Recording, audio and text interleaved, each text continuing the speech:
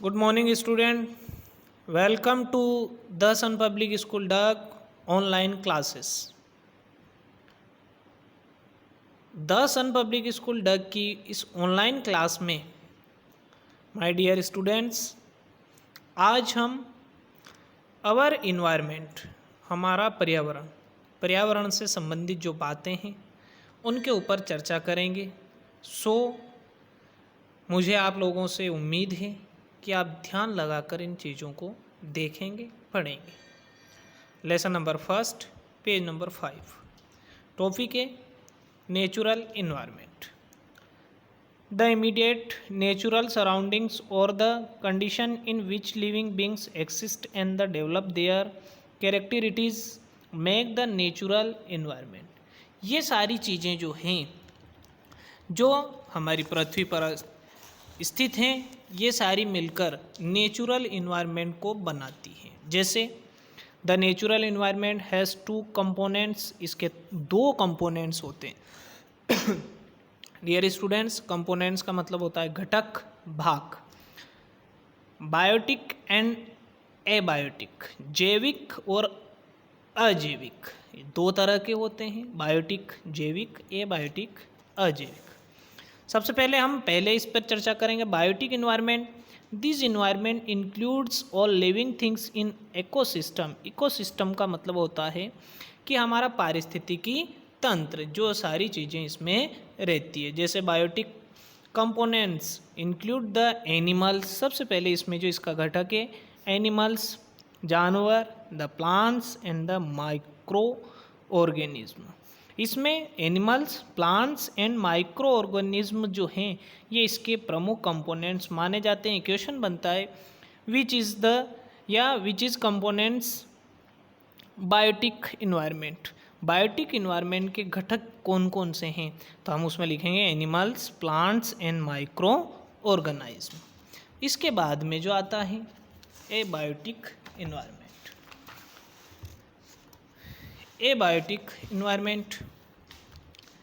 This refers to all non-living thing in ecosystem such as land, air, water, etc. ये इसके example माने जाते हैं। The land on which we live is not a man-made thing. पृथ्वी जिस पर हम रहते हैं माय डियर स्टूडेंट्स, इसको किसी व्यक्ति ने नहीं बनाई है, but it is has been created throughout a natural process. यह एक नेचुरल प्रोसेस, प्राकृतिक विधि द्वारा इसका निर्माण हुआ है। सिमिलरली एयर, मुख्यतः एयर, वाटर, नेचुरल वेजिटेशन, प्राकृतिक वनस्पति, it is also cure naturally.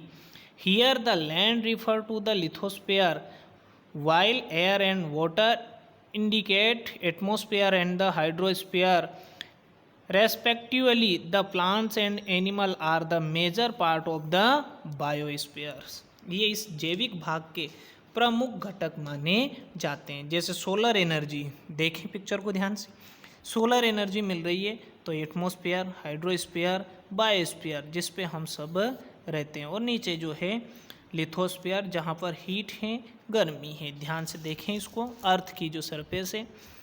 Latest study in सब के बारे में आज हम पढ़ेंगे। All this 4 domains of the earth to understand the environment will. पृथ्वी के जो 4 मुख्य भाग हैं, परत हैं, इनको समझने के लिए हमें आज इनको समझना आवश्यक है।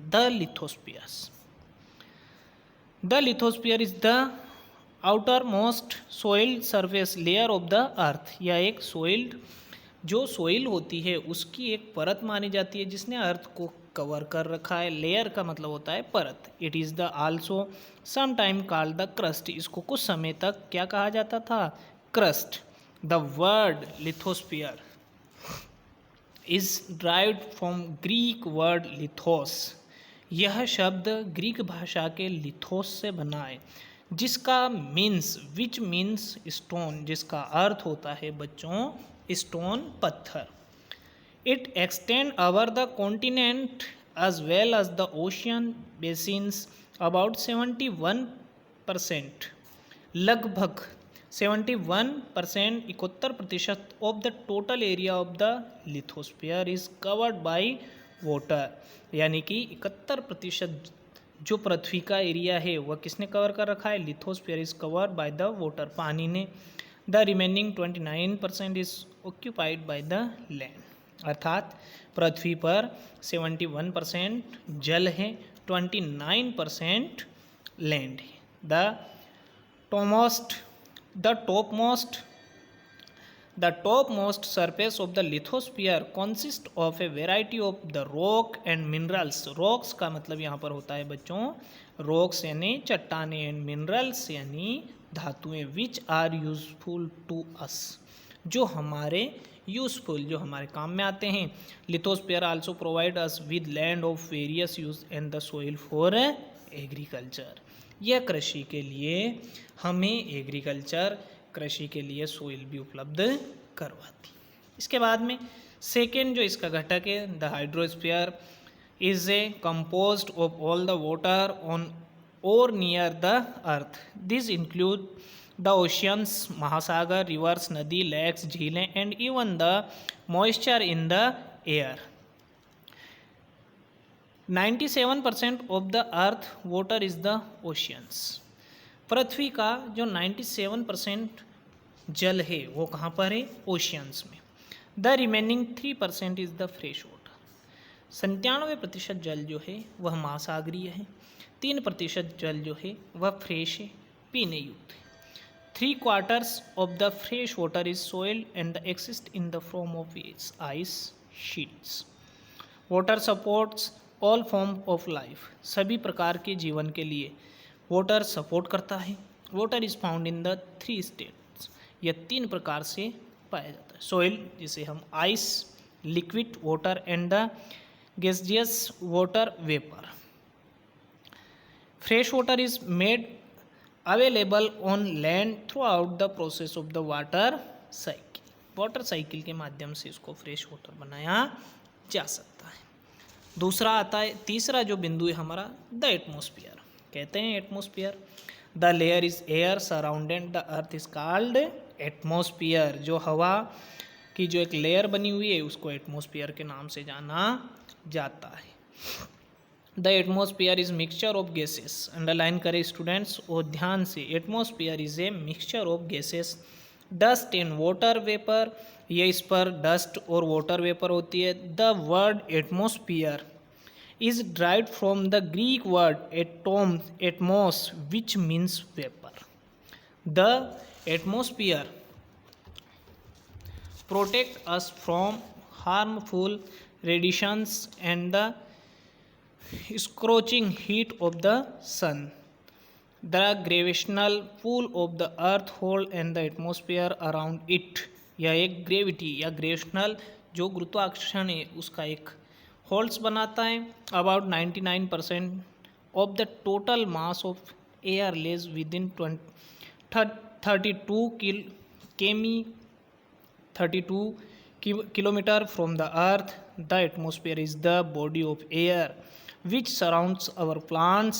The air consists of the 79% nitrogen and just under 21% oxygen, यानी कि 79% nitrogen and 21% oxygen. The small amount remaining is the composed of the carbon dioxide and the other gases, यानी कि हमारे पर्यावरण में 21% 21% ऑक्सीजन है, 79% नाइट्रोजन है। अब इसके बाद में आता है the biospheres. The biosphere, the narrow zone where land, water and air come into contact with the each other is called the biospheres, जो एक दूसरे के नैरो जोन अर्थात एक दूसरे के संपर्क में living beings exist only in the biospheres. It is this biospheres which make the earth a unique planet in the solar system, यानी कि यह एक सोलर सिस्टम का, सूर्य के परिवार का, सूर्य की व्यवस्था जो है उसमें एक प्लानेट है पृथ्वी भी। Living being range from the microscopic organism to huge trees, animals and human. This great variety of life on the earth is called biodiversity. The living biodiversity the living organism in the biosphere can be classified into two, plant kingdom and animal kingdom, यानी कि plant animal, plant का मतलब होता है पौधे, animal का होता है जानवर, इसको दो भागों में हम विभाजित कर सकते हैं। सो स्टूडेंट्स, आज हम यहीं तक पढ़ेंगे। हमारा जो इकोसिस्टम है इसके बारे में हम कल चर्चा करेंगे। मुझे उम्मीद है, विश्वास है कि आप लोगों को ये अच्छे से समझ में आएगा। सो थैंक्स, धन्यवाद।